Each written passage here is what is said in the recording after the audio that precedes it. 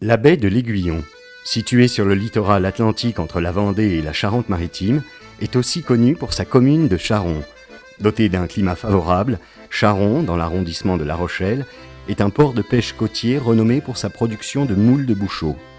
Rencontre avec l'un de ses nombreux bouchoteurs qui font le prestige de sa mytiliculture et de son territoire.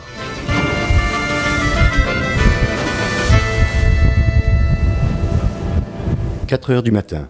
Le bateau atelier mythilicole L'Appel du Large prend la mer. À son bord, 3 membres d'équipage et son capitaine Yannick Marionneau. Bouchoteur passionné, il nous invite au cœur de son métier où l'exigence se plie à la rigueur des éléments. Au lieu de partir tard le soir, on partira de bonne heure le matin. Parce qu'au niveau de la météo, c'est toujours meilleur le matin que dans la journée. Les moules se fixent sur des pieux en chêne de 2 à 6 mètres de long, enfoncés de moitié dans les sédiments. Cette technique d'élevage au bouchot serait apparue grâce à un Irlandais, Patrick Walton, naufragé dans la baie de l'Aiguillon en 1235. Depuis, la Charon revendique sa qualité de par son savoir-faire historique et particulièrement pour son goût noisette propre à la baie. Si vous voulez, le bouchot, moi je le compare souvent à la claire pour l'huître. Ouais, le bouchot, c'est le plus, c'est l'affinage, si vous voulez. C'est donc plus que des moules qui sont pêchés, mais bien tout un terroir qui se livre à chaque coup de la pêcheuse de Yannick Marionneau. Vous verrez par rapport à la moule de corde, c'est un ton de tout, mais bon. Là par contre, ce temps va nous faire du bien avec l'eau douce qu'on a eue. Oui, là on a fait le bouchot, et là maintenant on s'en va sur les filières au large du Pertuis-Breton.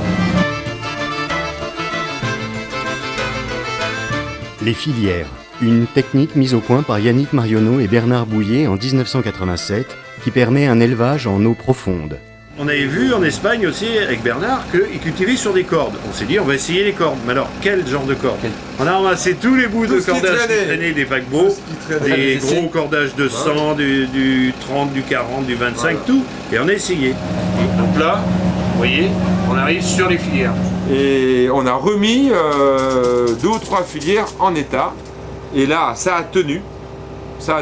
Et très vite, on s'est rendu compte de la pousse extraordinaire. A contrario des moules de bouchot, les filières ou moules de corde peuvent croître en permanence dans l'eau sans jamais être inquiétés par les marées.